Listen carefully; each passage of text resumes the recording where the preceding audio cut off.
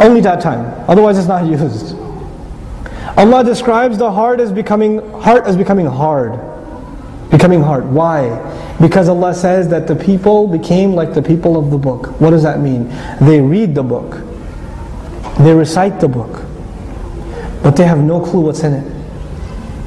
They have no clue what's in it. They don't care.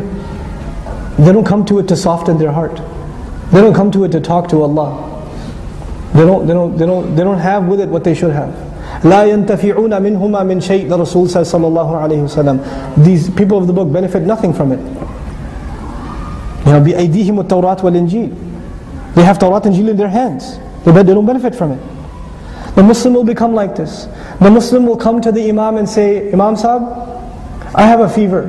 Which surah should I recite? Imam Sahib, I have my daughter's getting married. Which surah should we play the recitation of after the DJ is done? Which surah should we recite? Then they'll say, hey listen, what dua should I make from the Quran if I'm looking for a job? This is all Quran is for you? This is all it is for you. You're looking for barakah in this thing or that thing or the other thing because Quran came to give barakah to your parties, to your ceremonies. That's why Quran came. So it can bless your ceremonies.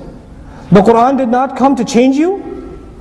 The Quran did not come to give you advice, to change you, to make you a different person, to earn your money differently. It didn't come for that. It just came so you hire some guy at your wedding, and he comes and recites Quran and women put napkins on their heads. That's why Quran came? That's what Quran is to you? Or Quran came so you can have decorated large ayat in your home? Big giant Surah Al-Asr inside your house next to the big screen TV? That's why it came? Quran came so you can hang it in the rear view mirror? Ayatul Kursi, because you don't have dual side airbags? That's why it came? What have we done with this Quran? What have we turned it into? This is a serious matter, folks. We're wrapping this book up and we're printing it in silk and we're having art exhibits with it. Allah gave us this message. People like spilled blood to change their lives according to this book. And now it's become a book that is just ceremonial. It breaks your heart. It breaks your heart. We celebrate. I'm not blaming anyone. I'm not talking about your community. Do not say I was talking about your community. Listen to what I'm saying. We celebrate children memorizing the Quran. We celebrate it. And yet we don't cry when those children become adults and they still don't know what they're reciting. They still don't know what they're reciting. But we celebrate it every year. And when those kids are leading Taraweeh, the guy leading the prayer doesn't know what he's reciting. What do you expect from the congregation? The guy leading the prayer doesn't know. There's something wrong with that. That's not normal. That is not how things are supposed to be. We've done this. We've done this. And our kids, with the way we've given them an artificial relationship with the Quran. These kids, they memorize Quran and the biggest goal in their life is, man, I'm going to lead Taraweeh this year. Listen, Quran is not a trophy. Quran is not you get a prize when you recite it. It's not. I met a couple of the kids that have memorized Quran and they're looking for places to lead Taraweeh. Ramadan is coming. And they're like, hey, what did they pay? What does this one pay? What does that pay? What did you get for a prize at that masjid? They're already talking about what they're going to get when they lead the prayer. Now you're talking about getting paid to lead prayer. This stuff should bother us. This is what we've done with Quran. We've done this. Nobody else came and did this to us. Don't blame the government. Don't blame the corrupt this or that. We've done this with Allah's book. You don't think Allah will ask us about that? Well, how are we supposed to take this book? What is it supposed to mean to us? This book came to change my life. This book came to change your life. We have to remind ourselves of that. We have to remind our kids of that. You know, Hufaz of the Quran, back in the day, they used to be called Hamil of Quran, carrier of Quran, because it was understood they carry a huge responsibility. That was understood. You know?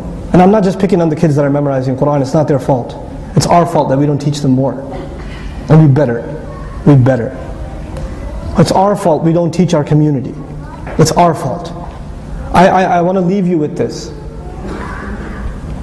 When I was in college, and I started learning Arabic, and then I started reading Quran, and I heard dars of Quran for the first time, I was very angry. I was angry. I was angry at the Ummah. How did they rob me? And I'm 18 years of age, born a Muslim. How did I never know what the Quran is? How come they never told me? How come they just expected I would just figure it out myself?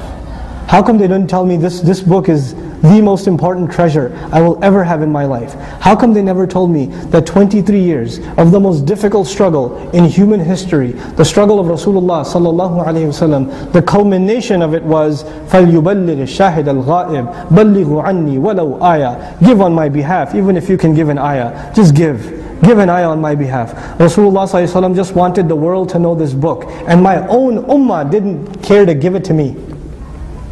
My own people. We left it. We can't live like this. We can't go on like this. We'll pay the price. Recently I found out 1.5 million Ottomans, Uthmanis, came to Ellis Island. 1.5 million immigrants had come to Ellis Island.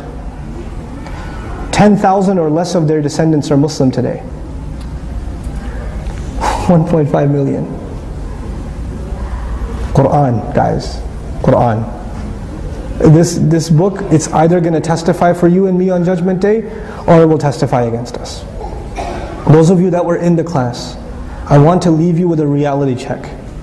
I try to make it my job to make Arabic more enjoyable to learn, to make Quran easy to understand. I try to make that my job. But you know what? I can only do so much. This has to be a responsibility the ummah carries, every family carries. We gotta know our book, guys.